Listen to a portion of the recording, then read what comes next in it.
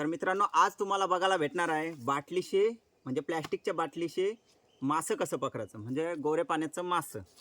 तर बाटलीमध्ये प्रथम आपल्याला शेव टाकायला लागते.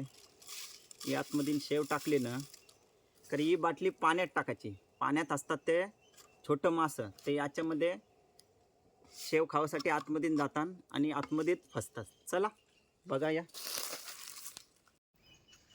तर पाण्यामध्ये अशी बाटली बुडवून घ्यायची.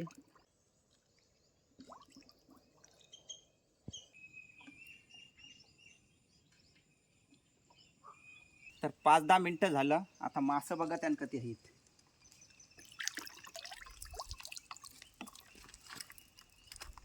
हे बघा मासं, हे बघा